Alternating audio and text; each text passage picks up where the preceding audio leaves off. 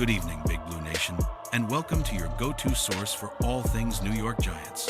Buckle up, because we've got a lot to unpack after a tough Sunday at MetLife Stadium. Picture this: the Giants, a team with a legacy of bone-crushing defense, giving up a jaw-dropping 276 rushing yards to their arch-rivals, the Philadelphia Eagles. Ouch. That's the kind of stat line that makes you spill your coffee, Giants fans. So, what's going on with Big Blue's defense? And why is one of the NFL's biggest stars, Dexter Lawrence, catching heat from a Giants legend? Let's dive into the action, break it down, and figure out where the Giants go from here. First, let's talk about that game. The Eagles didn't just run over the Giants, they steamrolled them. 276 yards on the ground is the kind of number that sends shivers down the spine of any defensive coordinator, especially one like Shane Bowen, who's trying to restore the Giants' reputation as a defensive powerhouse. The Giants' run defense? It's been, well, let's just say it's been a work in progress this season. They're sitting at a grim 30th in the NFL in rush yards allowed per game, dead last in yards per carry, and brace yourselves, last in EPA per rush allowed. For those new to the stat game, EPA, or expected points added, measures how much a play contributes to scoring. In simpler terms, the Giants are getting gashed, and it's costing them big time. At the heart of this defensive struggle is a player who's supposed to be the anchor of the line, star defensive tackle Dexter Lawrence. This guy's a beast, or at least he's supposed to be. At 6'4", 340 pounds, Lawrence, nicknamed Sexy Dexy by the fans, has been a force since being drafted 17th overall in 2019 out of Clemson. He's a two-time Pro Bowler, a guy who's earned comparisons to Giants legend Michael Strahan for his ability to disrupt offenses. But this season, the numbers are telling a different story. Just 20 tackles, 1 tackle for loss, and half a sack so far. That's not the Dexter Lawrence we know, the one who's supposed to make quarterbacks sweat and running backs rethink their life choices. Enter Giants legend Carl Banks, a two-time Super Bowl champion who's not afraid to call it like he sees it. On his recent episode of Believe in Giants, Banks didn't hold back, delivering a wake-up call that echoed from the Meadowlands to Manhattan. Dexter Lawrence, nobody respects you anymore. Nobody. Whoa, talk about a mic drop. Banks, who was a cornerstone of those iconic 80 seconds and 90 seconds Giants defenses alongside Lawrence Taylor, went on to say that opponents aren't scared of Lawrence anymore. The pre-injury Dexter is not there in their heads, he said. They're blocking you with a 9-year backup center. You're not making a difference. The old Dexter would. Now, let's pause for a second to give some context. Banks isn't just some random critic. He's a Giants icon who knows what it takes to dominate in the trenches. He played in an era when the Giants' defense, led by legends like LT and Harry Carson, struck fear into opponents at the old Giants stadium. So when Banks speaks, players listen. He pointed to Lawrence's elbow injury from last season, which cut his 2024 campaign short, as a possible reason for the dip in performance. There are a lot of things that go into your performance, Banks said. Only you know what that is. Whether you're still recovering or not, I'm just telling you now. I'm looking at enough tape to know that your opponents don't respect you, not like they used to.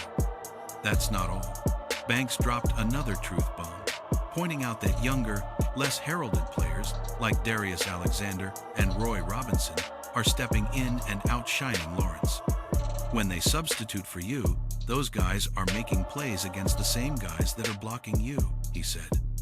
Imagine that a backup center holding off one of the NFL's best nose tackles while rookies are stealing the show. Banks closed with a challenge. It's time to start expecting more of yourself, because they don't respect you. Let's break this down tactically.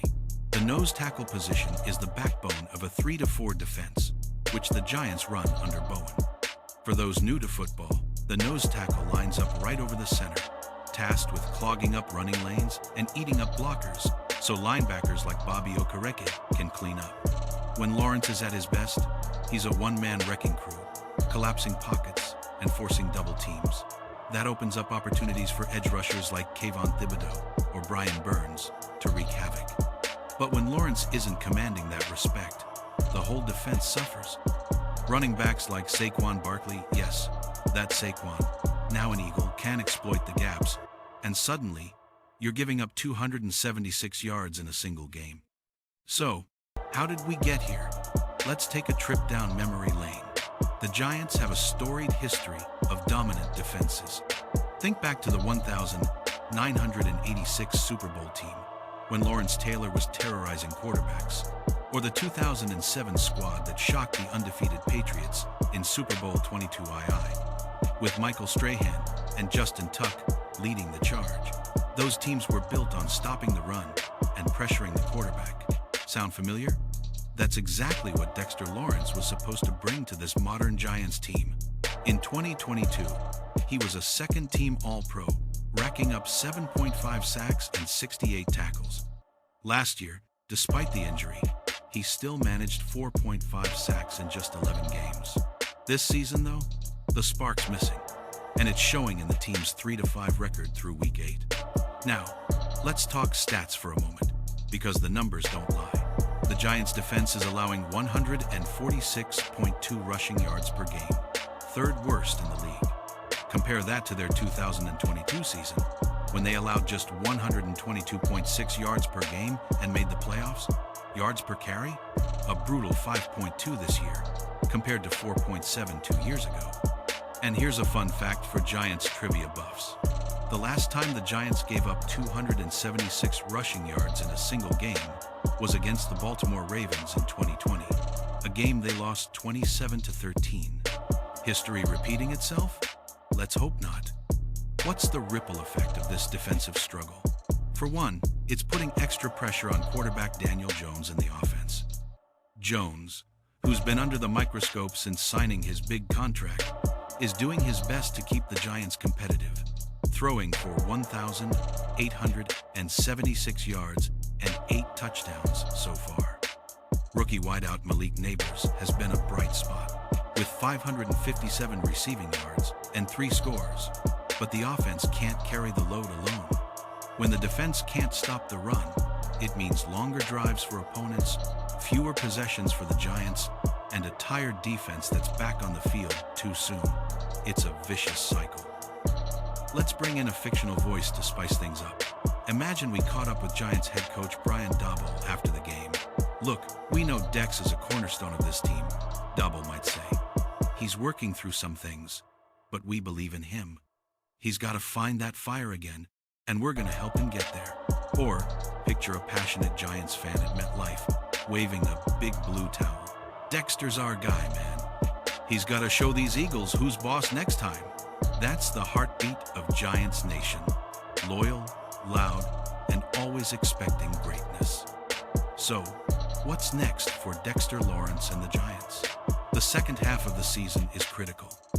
With 9 games left, including matchups against tough NFC East rivals like the Cowboys and Commanders, Lawrence needs to channel his inner LT and dominate.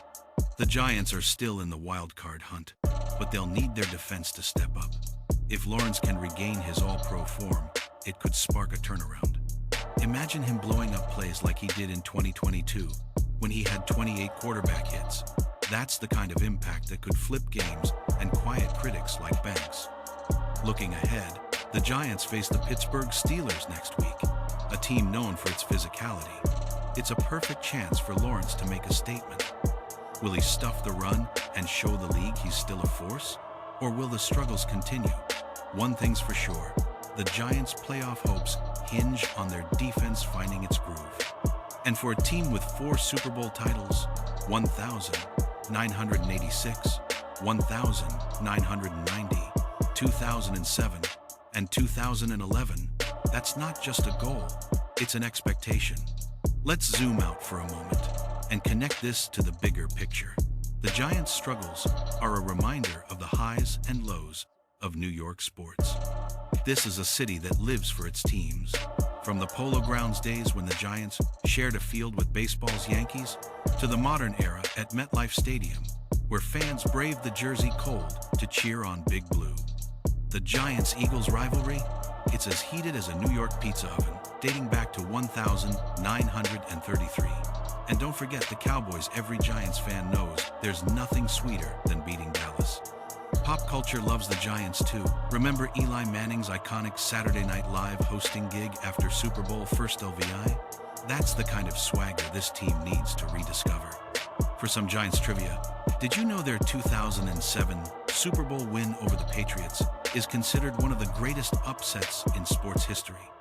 David Tyree's helmet catch and Eli's escape from the pocket are still replayed on highlight reels.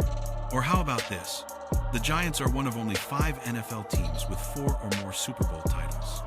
That's the legacy Dexter Lawrence is carrying, and it's why Banks' words hit so hard. So, Giants fans, what do you think? Is Dexter Lawrence ready to flip the script and dominate again? Can the Giants turn this season around and make a playoff push? Drop your thoughts on X or join the conversation at our website. And don't miss next week's game against the Steelers. Kickoff is at 8:15 p.m. Eastern, and you know Big Blue will be fighting to prove they're still Giants in this league. Stay locked in, keep the faith, and let's go Giants.